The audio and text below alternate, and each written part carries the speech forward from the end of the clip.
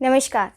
12 ज्योतिर्लिंगों की कथाओं की जो श्रृंखला हमने प्रारंभ की, आज हम पहुँचे हैं विश्वनाथ ज्योतिर्लिंग पर, भगवान विश्वेश्वर के धाम पर। भगवान विश्वेश्वर की कथा जो शिव पुराण में वर्णित है, उसका वर्णन मैं आपके समक्ष करूँगी। इस संसार में जो भी कुछ दिखाई देता है, जो भी कुछ हमें दृष्टिगोचर होता है, वह सच्चिदानंद स्वरूप, निर्विकार एवं सनातन ब्रह्म रूप है। सब कुछ शिवमय ही है। जब कुछ नहीं था तब भी शिव थे, और जब आगे कुछ नहीं होगा तब भी शिव होंगे। तो अपने कैवल्य भाव में रमने वाले उन अद्वितीय परमात्मा ने के मन में एक बार 1 से 2 होने की इच्छा जागृत हुई। तो उन्होंने अपने ही भाव से अपने एक शिव को प्रकट किया जो सगुण रूप थे उनके, और साथ में शक्ति को प्रकट किया जो उनकी अपने ही 2 रूप उन्होंने प्रकट किए। उसके बाद शिव और शक्ति ने अपने भाव से एक पुरुष और एक प्रकृति का प्रकट किया। पुरुष और प्रकृति ने देखा कि कोई नहीं है वहाँ पर, अपने माता पिता को ना पाकर वो चिंता में पड़ गए। तब आकाशवाणी हुई और उसमें शिव ने, जो निर्गुण शिव हैं, उन्होंने पुरुष और प्रकृति से कहा कि आपको तपस्या करनी चाहिए। तब पुरुष ने कहा कि प्रभु, यहाँ तो कुछ स्थान ही नहीं है, कहाँ बैठकर हम तपस्या करें, किस जगह हम तपस्या करें। तब शिव ने, जो निर्गुण शिव हैं, उन्होंने अपने तेज से पंचकोशी एक नगर का निर्माण किया जो 5-5 कोस दूर तक था। बिल्कुल शिव का ही रूप था, सब कुछ शिव की तरह से उसमें था और सारे उपकरणों से वह युक्त था। और उसे आकाश में लाकर पुरुष के पास उस नगर को शिव ने स्थापित कर दिया। तब जो वो पुरुष रूपी श्री हरि थे, उन्होंने उस नगर में प्रकृति के साथ प्रवेश किया और उन्होंने वहाँ तपस्या की। हजारों वर्षों तक तपस्या चलती रही। इतने अथक परिश्रम की वजह से उनके शरीर से, सिर से पसीनों का के रूप में जो है सफ़ेद जल की धाराएं निकलने लगी, और वो इतनी अनगिनत धाराएं निकली कि पूरा जो ब्रह्मांड आकाश था वो उसमें व्याप्त हो गया और कुछ नज़र नहीं आता था, कुछ दिखाई नहीं देता था। उसको देख के जो वो पुरुष, जो स्वयं श्री हरि, श्री विष्णु थे, उन्होंने भी ऐसे एकदम से आंखें खोलकर देखा कि ये क्या है, अद्भुत क्या है ये। और ऐसा कहकर उन्होंने आश्चर्य में जैसे ही सिर हिलाया तो उनके कान से एक मणि निकलकर उनके सामने ही नीचे गिर गई और वो मणिकर्णिका तीर्थ के नाम से विख्यात हुआ। तब जो है सब कुछ जलमग्न हो गया। जब निर्गुण शिव ने इसे देखा तो उन्होंने अपनी त्रिशूल की नोक पर उस पंचक्रोशी नगरी को उठा लिया। उसके बाद जो वो पुरुष श्री हरि अपनी पत्नी प्रकृति यानी श्री के साथ उस नगर में रहे, और उनकी नाभि से के एक कमल उत्पन्न हुआ जिससे ब्रह्मा जी की उत्पत्ति हुई। यह भी शिव के आदेश से ही हुआ था। उसके बाद ब्रह्मा जी ने सृष्टि का निर्माण किया। ब्रह्मा जी ने 14 भुवन बनाए। ऋषि मुनियों ने जो पूरा ब्रह्मांड है उसे 50 करोड़ योजन का बताया है। तो इस तरह पूरी सृष्टि का निर्माण ब्रह्मा जी ने शिव के आदेश अनुसार किया। और फिर उन्होंने सोचा, महादेव के मन में यह बात आई कि ये सृष्टि की रचना तो हो गई, परंतु मेरे भक्त मुझे कहाँ पाएंगे, कैसे पाएंगे, मोक्ष को कैसे पाएंगे। यह मन में विचार आते ही उन्होंने जो त्रिशूल की नोक पर पंचकोशी नगरी उठाई हुई थी उसे नीचे मृत्युलोक में स्थापित कर दिया, और ये कहा कि क्योंकि यह स्वयं अविमुक्त है, इसलिए यह अविमुक्तेश्वर के नाम से ज्योतिर्लिंग यहाँ पर विख्यात होगा, और मैं स्वयं इसमें हमेशा विराजमान रहूँगा, और यह नगरी मुझे अत्यंत प्रिय रहेगी। इस नगरी से मैं कभी नहीं जाऊँगा, इस ज्योतिर्लिंग से मैं कभी कहीं नहीं जाऊँगा, सदैव यहाँ विराजमान रहूँगा।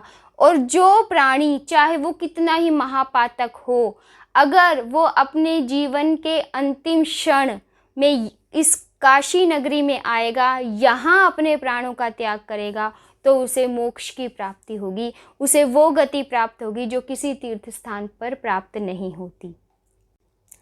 महादेव स्वयं यहाँ इसलिए विराजमान रहते हैं क्योंकि उन निर्गुण शिव के ही रूप जो रुद्र थे, वो सामने आकर निर्गुण शिव से उन्होंने प्रार्थना की कि हे प्रभु, मैं आपका ही रूप हूँ, तो मुझ पर ये कृपा कीजिए कि आप यहीं पर हमेशा रहिए, हमेशा विराजमान रहिए।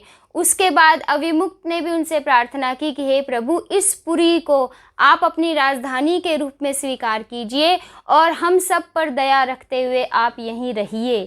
तब काशी उन्होंने इसलिए कहा, काशी इसका नाम कि ये सारे कष्टों का कर्षण कर देगी यह नगरी, यह पुरी मुझे अत्यंत प्रिय है, तो तुम सब की इच्छा अनुसार मैं यहाँ उमा सहित विराजमान रहूँगा। यह आशीर्वाद देकर उन्होंने काशी नगरी को स्थापित किया। इस प्रकार यह काशी नगरी वह मोक्षदायिनी नगरी है जहाँ आकर मनुष्य को वह सद्गति प्राप्त होती है जो और कहीं प्राप्त नहीं होती, क्योंकि महादेव स्वयं यहाँ हमेशा विराजमान रहते हैं और यह उनकी प्रिय नगरी है। एक बार महादेवी उमा ने, माँ पार्वती ने महादेव से ये पूछा कि प्रभु, आप मुझे काशी नगरी का महात्म्य बताइए, आपको यह इतनी प्रिय क्यों है। तब उन्होंने कहा कि हे प्रिय, हे उमा, काशी नगरी मुझे अत्यंत प्रिय है। यहाँ पर आकर ऋषि मुनि योगी उस योग का अभ्यास करते हैं जिसे पाशुपत योग कहते हैं। यह नगरी मुझे सर्वदा प्रिय है। जो मेरे भक्त हैं, जो मेरे तत्व के ज्ञानी हैं, उन्हें तो हमेशा ही मोक्ष की प्राप्ति होती है, चाहे वो कहीं भी रहें। परंतु इस नगरी की विशेषता यह है कि इस नगरी में आकर जो भी प्राणी अपने प्राण त्यागेगा उसे मोक्ष अवश्य मिलेगा। लेकिन हाँ, यह बात भी है कि अपने कर्मों का फल सबको भुगतना पड़ता है और यह आवश्यक है। वो जीवन जीते हुए भी और जीवन जीने के बाद भी, और उनके अपने कर्मों के फल के हिसाब से ही मनुष्य को अगले जन्म में उसे जन्म मिलता है। अगर उसने अच्छे कर्म किए हैं तो उसे अच्छी जगह जन्म मिलता है, अगर उसने बुरे कर्म किए हैं तो उसे बुरा तरह का जीवन यापन करना पड़ता है। अगर पिछले जन्म में भी काशी के दर्शन किए हैं तो अगले जन्म में वो काशी में अवश्य प्राण त्यागने का उसे सौभाग्य मिलता है। तो महादेव ये कहते हैं कि चाहे ये नहीं है कि आप काशी में आके सोचो कि मैं काशी में जाके मर जाऊं और चाहे मैं कितने ही बुरे काम करता रहूं मुझे मोक्ष मिल जाएगा। नहीं, महादेव ने ये कहा कि मनुष्य को अपने कर्मों के फल तो भुगतने ही पड़ते हैं। यदि उसने कोई दुष्कर्म किए हैं, पाप किए हैं, तो मृत्यु के उपरांत उसे नरक की प्राप्ति होगी। अगर उसने सत्कर्म किए हैं तो उसे स्वर्ग की प्राप्ति होगी। लेकिन काशी में मरने वालों को फल ये मिलता है कि जब वो अपने किए हुए कर्मों की सजा भुगत लेते हैं, नरक भोग लेते हैं, उसके बाद उन्हें मोक्ष मिल जाता है। यह पुरी मुझे अत्यंत प्रिय है और इसलिए मेरी दृष्टि, दया दृष्टि इस पे हमेशा रहती है। मैं यहाँ हमेशा विराजमान रहता हूँ। तो काशी शिव की नगरी है, शिव को इतनी प्रिय है, तो हमें भी वहाँ जरूर जाकर अपना जीवन सफल बनाना चाहिए। आप जरूर जाएं, महादेव के दर्शन करें। यहाँ भक्तों ने अनेक शिवलिंगों का निर्माण किया हुआ है।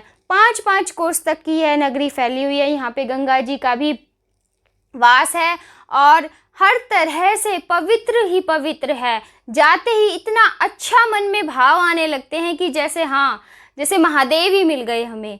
तो हमें ज़रूर जाना चाहिए महादेव का आशीर्वाद प्राप्त करने के लिए और यह प्रण करके आना चाहिए वहाँ पे, क्योंकि यहाँ आकर हमें मोक्ष मिलता है, इतना पुण्य मिलता है। लेकिन जो इतनी पुण्य नगरी में जाकर भी पाप कर्म करता है उसे उतने ही ज़्यादा पापों को भी भोगना पड़ता है। तो जब हम यहाँ जाएं तो ये सोच कर जाएं कि अब तक हमसे जो गलतियाँ हुई, जाने अनजाने हुई, आज के बाद हम वो नहीं करेंगे और महादेव की भक्ति में अपना ध्यान लगाएंगे। तो महादेव आपकी यात्रा सफल करें, आपको आशीर्वाद दें। हम मिलेंगे अगले एपिसोड में अगले ज्योतिर्लिंग की कथा के साथ। तब तक के लिए नमस्कार।